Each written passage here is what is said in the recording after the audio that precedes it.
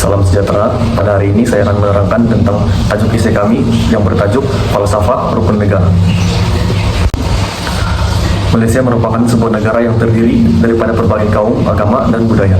Kepelbagaian ini menjadikan Malaysia sebagai sebuah negara yang unik, namun pada masa yang sama turut menimbulkan cabaran dalam mengekalkan perpaduan, terutamanya apabila perbedaan politik dan ideologi yang semakin ketat.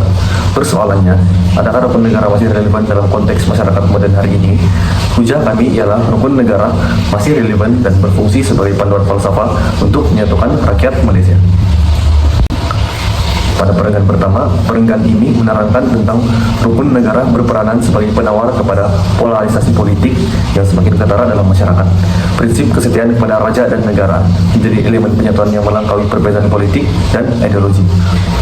Institusi raja berperlembagaan berfungsi sebagai simbol kestabilan perpaduan dalam negara, terutamanya ketika negara menghadapi ketidaktentuan politik. Selain itu, prinsip kesopanan dan kesusilaan menjadi panduan penting dalam komunikasi, khususnya di media sosial yang sering menjadi medan perpecahan. Pada perenggan kedua pula, di sini perenggan ini menekankan tentang rukun negara bukan sekadar dokumen sejarah, tetapi merupakan satu titik pertemuan yang neutral untuk semua rakyat tanpa menyerah kaum dan bangsa dan agama. Menurut Institut Kefahaman Islam Malaysia atau IKIM, rukun negara kekal relevan karena menekankan nilai sejagat yang melampaui perbedaan politik dan ideologi. Oleh itu, rukun negara boleh dianggap sebagai asas moral yang menyatukan rakyat dan memastikan kestabilan negara terus terpelihara. Pada perenggan ketiga pula, di sini perenggan ini menekankan tentang peranan rukun negara dalam masyarakat modern. Dalam masyarakat modern, prinsip kesopanan dan kesusilaan sangat penting sebagai etika dalam interaksi harian, khususnya dalam dunia digital. Kebebasan bersuara tanpa kawalan boleh membawa kepada penghinaan dan perpecahan. Selain itu, prinsip kesetiaan kepada raja dan negara mengingatkan rakyat bahwa walaupun berbeza pendidikan politik, tanggung jawab mempertahankan kedaulatan negara adalah tanggung jawab kita bersama. Pada perenggan seterusnya, perenggan ini menyatakan bantahan, yaitu masih ada pencabulan prinsip rukun negara. Contohnya, terdapat parti politik membangkitkan isu yang tidak sehaluan dengan rukun negara. Selain itu, memainkan isu-isu sensitif semasa kampanye pilihan raya untuk memperoleh simpati penyokong. Seterusnya, kenyataan berbagai perkauman seperti hak orang berputra diakis oleh orang bukan berputra yang menjadi modal kampanye. Dan tindakan ini melanggar prinsip rukun negara yang asalnya diwujudkan untuk menyatupadukan masyarakat berbilang kaum.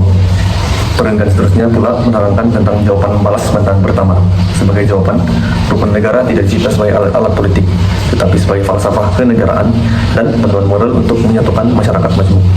Prinsip rukun negara bersifat universal dan berfungsi sebagai kontrak sosial serta rangka etika bersama antara rakyat dan negara. Tuduhan bahwa rukun negara dipolitikkan sebenarnya membuktikan kepentingannya sebagai pelindung daripada ekstremisme dan perpecahan. Penghayatan rukun negara diterapkan secara berterusan melalui pendidikan dasar awam dan kehidupan seharian, bukan hanya ketika musim pilihan raya. Manakala dalam perenggan seterusnya pula, yaitu jawaban balas kedua, menyatakan bahwa rukun negara bukan dicipta sebagai alat politik, tetapi sebagai falsafah kenegaraan dan panduan moral untuk menyatukan masyarakat majmuk di Malaysia. Dan bagi kesimpulan dari bantahan ini ialah rukun negara kekal relevan sebagai teras perpaduan, keharmonian dan kestabilan negara, bukan sekadar slogan politik. Perenggan seterusnya pula menyatakan bantahan kedua, yaitu generasi muda sebagai tonggak masa depan negara. Bantahan ini menyatakan bahwa tanggung jawab perpaduan tidak wajar diletakkan sepenuhnya di bahu generasi muda. Pembentukan nilai belia turut dipengaruhi oleh kepimpinan, dasar kerajaan, dan persekitaran sosial. Pengaruh media sosial dan kelemahan penguatkuasaan undang-undang menyebabkan usaha memupuk toleransi menjadi semakin mencabar. Dan bagi perenggan 9 dan ke-10, perenggan ini adalah saling berkaitan dan dapat disimpulkan bahwa generasi muda tetap merupakan tonggak masa depan negara. Kesadaran sivik dan nilai moral perlu dipupuk melalui pendidikan, aktiviti kurikulum, dan program kemasyarakatan. Perbedaan budaya harus dihargai sebagai kekuatan negara. Pada masa yang sama, tanggung jawab ini perlu dipikul bersama oleh semua pihak.